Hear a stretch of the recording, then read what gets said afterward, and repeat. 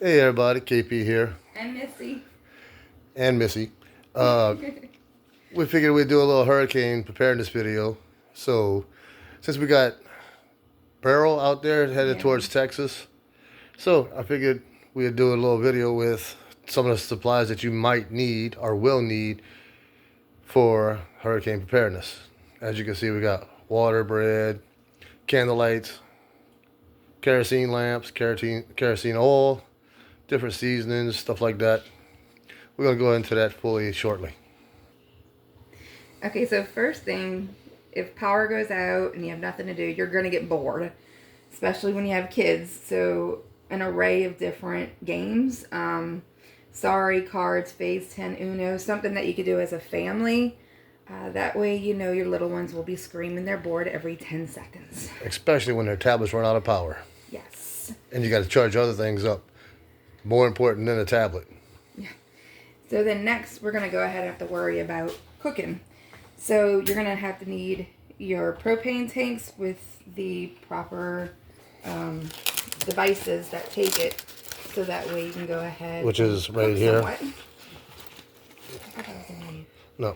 Oh, the attachment. Okay. Yeah. It just goes on top of here. Oh, okay. See, I did not know that. Of course, in case of any injuries, you're going to want a first aid kit. That should be a staple in every household as is. So definitely make sure you have your first aid kit.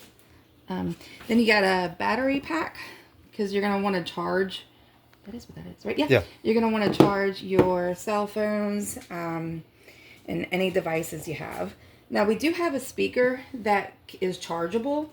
You're definitely going to want a speaker or some way for to have weather band radio, weather band radios and stuff like that.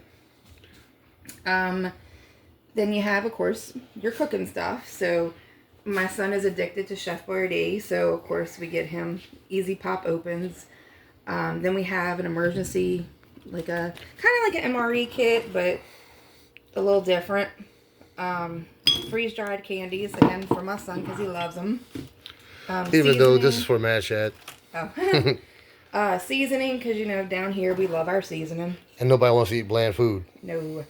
You got to stay hydrated, so make sure you have your fluids.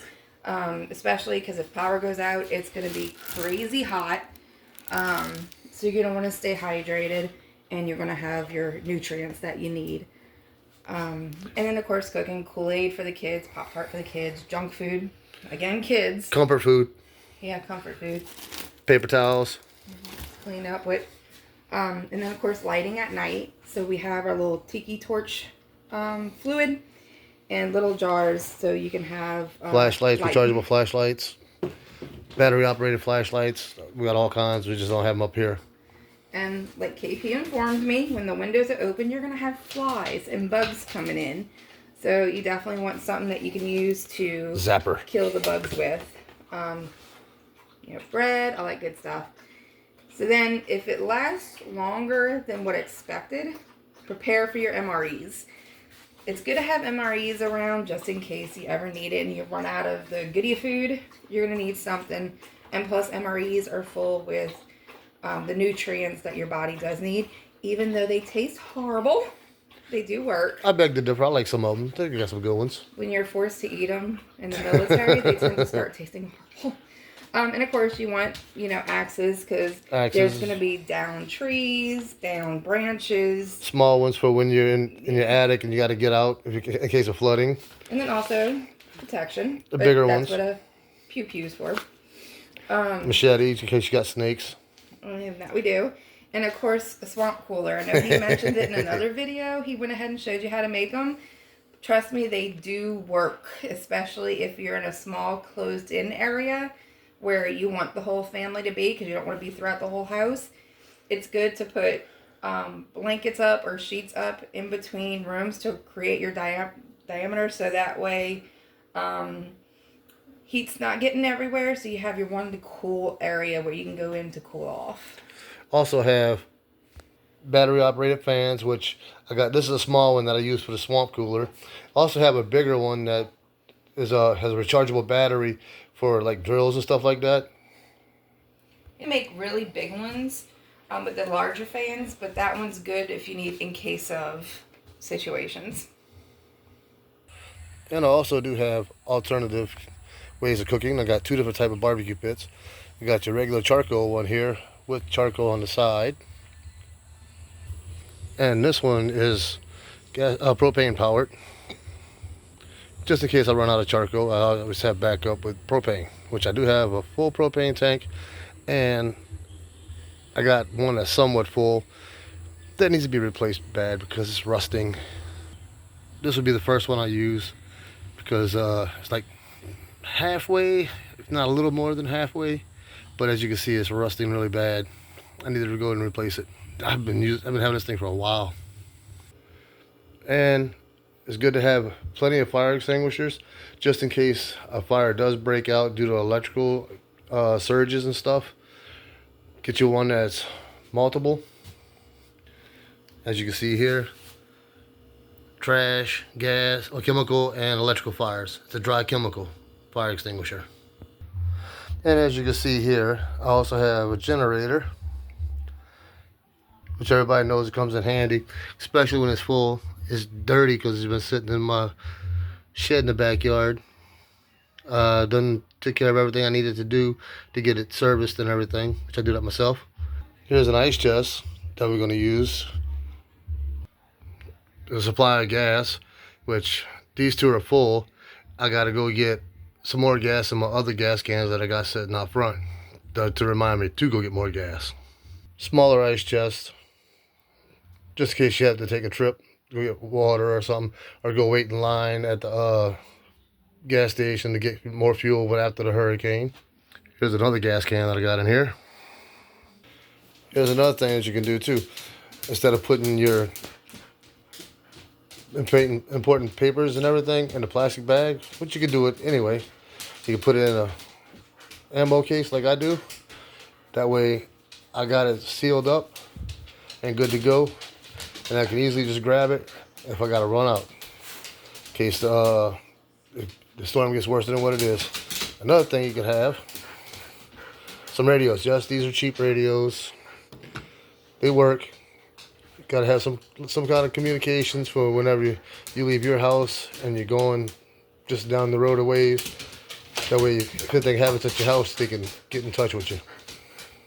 Another good thing to have is a styrofoam chest, ice chest.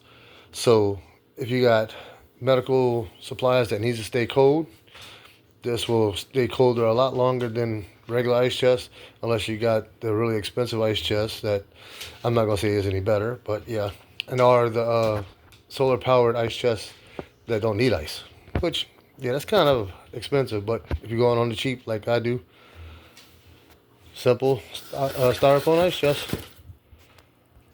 Now that I got it open, these are freeze packs that you can keep in your freezer and stick it in your ice chest like that. Put your medical supplies in there that needs to be kept cold, and just cover them up. I got this from a friend of ours. She gets medical supplies. Thank you, VA. Just a little side note here. These also come in handy. You got kids, one way to keep them cool. Freeze pops. You know they love them. Plus it helps keep your freezer cold too. And definitely keep plenty of freedom seeds to go along with your freedom seed dispensers. This is just some of what I have. I'm not showing everything I have, but this is just some of it. It's good to have in case you got pests like wild boars, snakes, alligators, black bears, deers, any kind of wild animal that will be pushed out of the swamplands, especially here in Louisiana, to help you defend your life. Also, there's a lot of good information on the FEMA website, the American Red Cross website. There's a lot of websites out there that'll help you prepare for hurricanes. Always know what you can and can't do, you know. Get all the information to help you survive a hurricane. If you have any doubts, flee. Secure your house up and leave. I rode out Hurricane Katrina 2 weeks without electricity. Still had running water. That was a good thing. No electricity. No stores. No way to get supplies. And then the National Guard came in, slowly worked their way to New Orleans, and they came in where I was at, and they brought us a bunch of MREs, bags of ice, mosquito spray, a lot of stuff like that, some hygiene products, a little bit of medical. Wasn't much, but yeah, that's why it's always best to get yourself supplied up with everything that you need to survive. Thanks for watching. See you on the next video.